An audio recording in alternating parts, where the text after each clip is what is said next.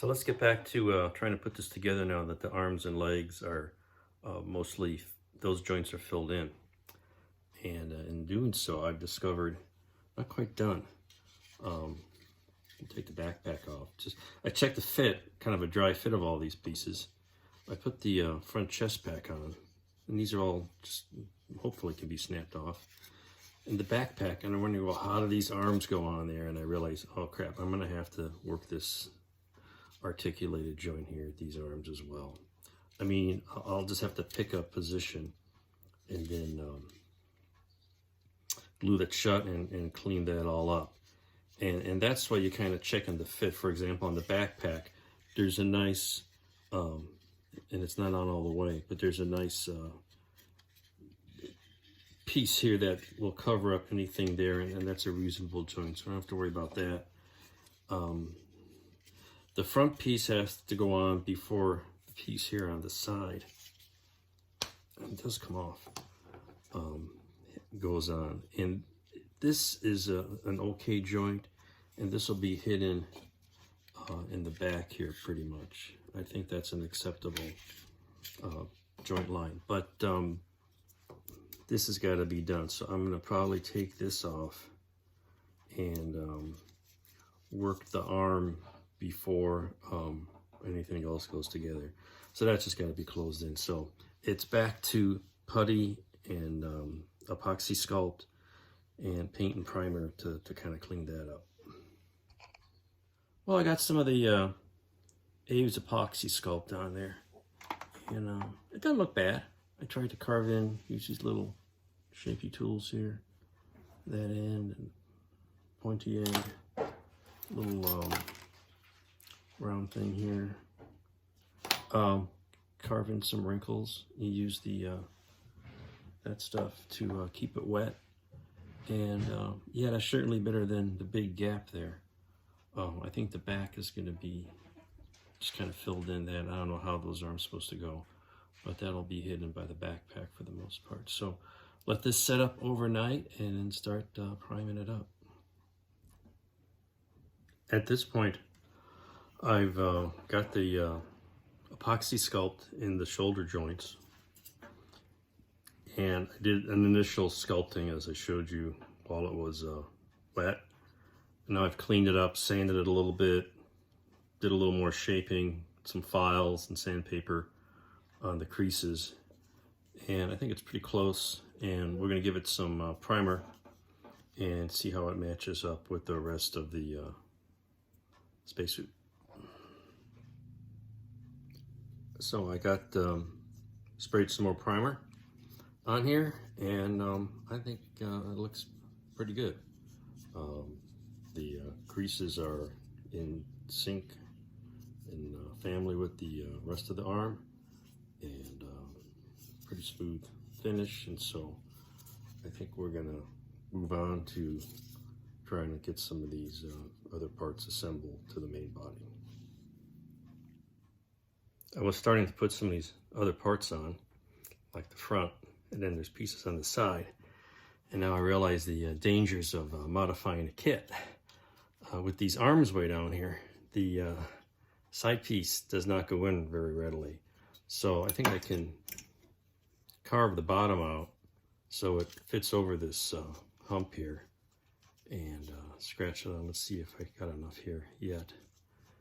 Now, see, it's a little tight because of the way this arm comes in there. But I think I can modify the pieces enough that I can get it on. The same thing on the other side is going to be a problem there too. So, but you know, a lot of these things you got to figure out what order to do stuff in. And here, to get the shape and the fill on these shoulders, I needed to get underneath here, which meant this was going to be in the way. But now this is in the way of this piece, so it's pick your poison. So I made some adjustments and successfully got them on. Side piece there, and under the arm here, got that on just fine. Another nice situation is a empty sprue gate runner, or whatever you call it. There's two little pieces here yet, but this is always a good sign. I found the same situation with the hands.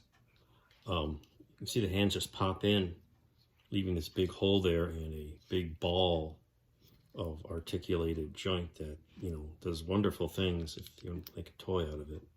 But I think what I can do, and it just pops in and out pretty easily, like that. And it's actually two right hands, one for the piece with the power tool. But what I can do is just go leave that in there, fill it in, and leave enough just around the outside of that hand to pop that guy on, because the inside the glove is gray and there's kind of a seam there I want to kind of clean up a bit. So more epoxy sculpt, it looks like, and we'll just trim it to the top of that ball there. Meanwhile, I did do a little more on the face. Painted the eyes, touched up a few other things, a little slight pink on the mouth. And I think that's not bad. Not bad for a guy who doesn't do figures. I think that'll work out just fine. So here we go. We're gonna mix up equal parts of these things. We don't need a lot. So I take a little ball of this and kind of guess at the same size ball of the other stuff. You kind of make them into little pebbles here. That's pretty close. And then gotta roll them around and squeeze them and all that. Do that until you only see the one color, and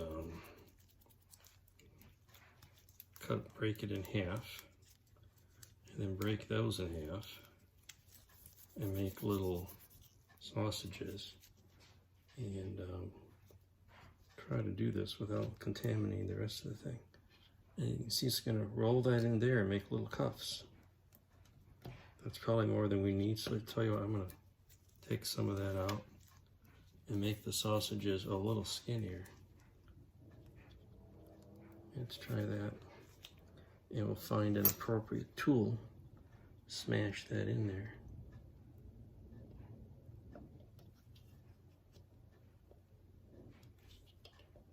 And bring it up to the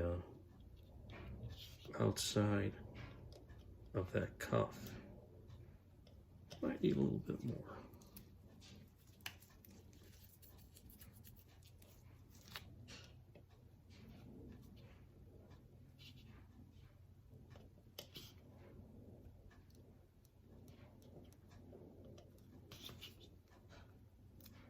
And this is going to lock in pretty much this piece where it's going to go.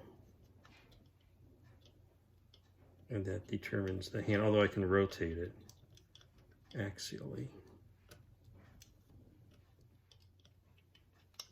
And you can kind of see how that's going to work. Is that going to be enough? Maybe a little further. A little higher. Oh, we should use some of this stuff. Oops. It's magic fluid here. Keep the tool wet, and that'll make it form a little smoother.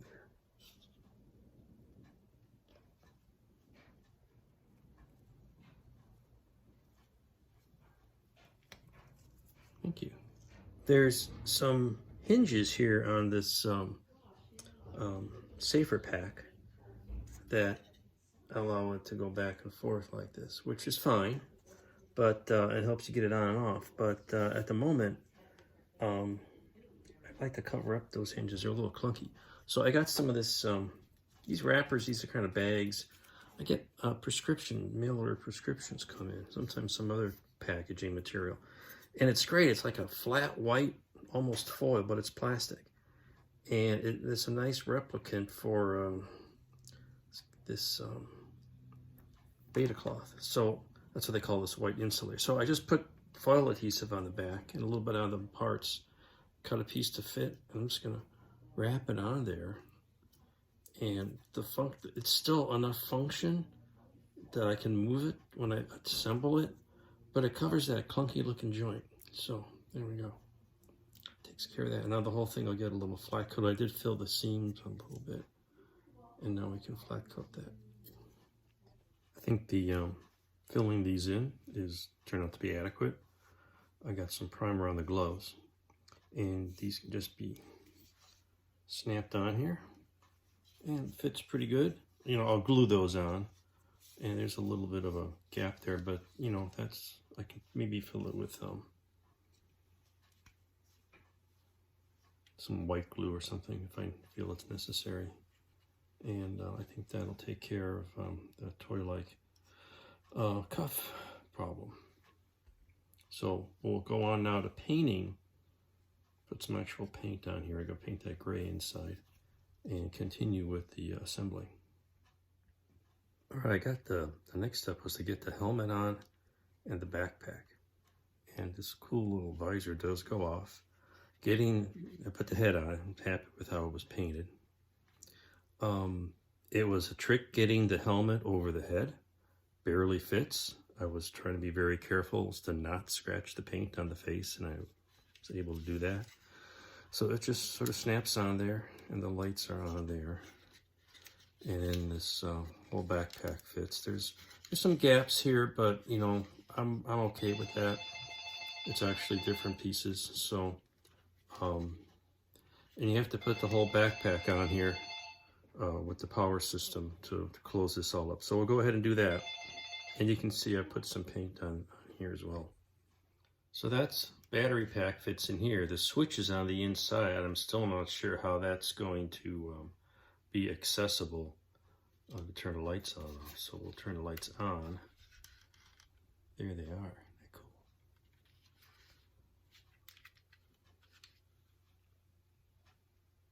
So here you can see you tuck the wiring in the hollows of the backpack. Here's the top half all put together. There's some pieces that go on the top of his head. The cover fits nicely. There's joints where there should be joints, and this just pops off for access to the power switch. Like I say, painted this. So the next step is to, I'm gonna stop here and do some painting on this. Try to brush in a little bit of shadows in the leg, in the creases, and I've done that a little bit here. It's very subtle, a couple of off-white shades and some very, very light grays. You know, in some of the areas here you can barely see it, but it adds. There's a little color to it. One of them's got a little bit of a brown, which is fine, and it just kind of adds a little something. And I'll probably, I don't know if I'll go over this again, because it's, you know, it's got shadows built in, you know, standing here, shadows. And when you look at the photos, you know, that's all you get. You know, that's all you get. It's not very strong. But then, you know, so I got that dark color there. I think there's some that'll be needed on here to like that item there. And there's these little rocket nozzles on that. And then eventually you put all these stickers on. They're not decals. But I did paint this here. And this got airbrushed with the white primer, which is going to be the final coat because it just looks nice. It's a nice flat coat.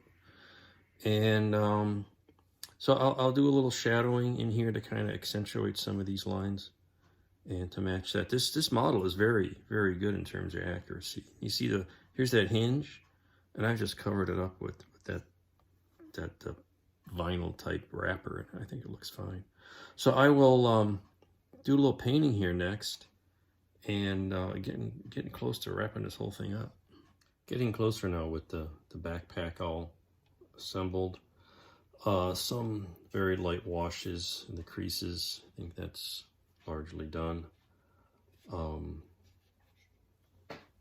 Got the some wash in the little power tool here, just some of the crevices and things, just to highlight that. Also, the safer unit has these little rocket nozzles, so those got a little dot of gunmetal, and a little bit of wash, and I had to paint this little bracket here. Shows up in some photos. And that actually, I can probably put that on now. It slips on here underneath. Goes in there. And then these just fit in these little fixtures on the side. That's pretty much it for these parts. Yep, that goes there. And so the torso still flexes somewhat, so that's good. And he's starting to look like a back further now. It's getting so big, filling the screen up. Starting to look like an astronaut. So we'll get the hands on. Those have been painted. And got a little wash to highlight some of the tones there. And pop these guys on. And we're getting close to the end here. I'm going to put the base together next. I've got all the parts installed, I think, and I've assembled this base, and now I'm putting on all the stickers. They're literally stickers. And here's a clue. There's some little ones that are markings and stenciling on various places like the chest pack, and like a regular decal, they have a clear edge. Let's try to point that out. And here's one of them. You have to trim it. You have to trim the clear because it won't fit in the location assigned. It'll hang over the edge. So I started that and found that out, and I stuck it back on here. And I started with scissors, but now I will go back and use my handy dandy X-Acto and trim off all the extra clear. These little I don't know, vinyl or what sort of stickers they are. And you trim that off, and that should work much better. Anything else to note? I got the hands glued on, and I got the little power tool. Looks like a gun, some sort. The little mirrors on the wrists, and finished painting those little details. And the little clips here on the belt. I just noticed that, for example, on the I think it's the oxygen flow dial, or maybe it's temperature. There's 3 stickers provided. This one has got the cutout, and these 2 do not have any cutouts. And similarly, with the one I just used, there's a duplicate here. And I think maybe the idea is you cut your own out. I don't know, like here, there's 3 of these, and there's 2 of those. And they're either a spare or they're cut your own. Because these are pre-cut and these are not. They're just with the base. That's kind of unique. Stickers actually go on pretty nicely. And I do recommend trimming them yourself, like this one here on this dial. Just barely fits, and this one needs to be trimmed. So you need to check those for each location. But they go on nicely, and they look good. This might be the last one. Maybe give it a little rub. A little music in the background. I think that's all the stickers. So let's get it on the stand and wrap this puppy up. There you go, look at that. This back here clips on. You can adjust the height of this, because if you don't have the safer package on, it clips in underneath to stabilize it higher. So anyway, I'll put it on a prettier stand here, but this is it. Let's bring his visor all the way up. You can see the astronaut in there. And there you go. I think that's pretty cool. Got it on a turntable so you can see all the way around it. It looks kind of cool. Pretty happy with it, obviously. Frankly, I'm probably going to sell it because I don't build stuff this size. And I have nothing else like it. I'll probably hang on to it for a while. So if anybody out there is interested, just contact me. And I'll put a status up on the notes of the video if I do get rid of it.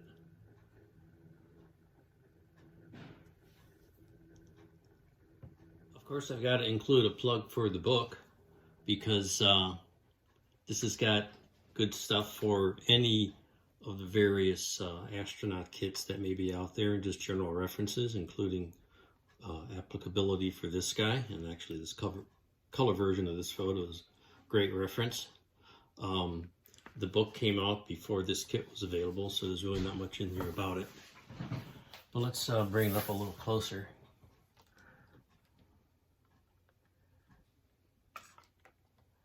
Yeah, there's some nice detail on it. The kit itself is, you know, you can't complain. It's very accurate. It's got a lot of detail. It is weird with the articulation, but that's what you get from Bandai. And it's something different for me to put together, and it's pretty unique. So anyway, I hope you enjoyed the videos, and we'll do something again soon. So have fun modeling out there, and thanks again.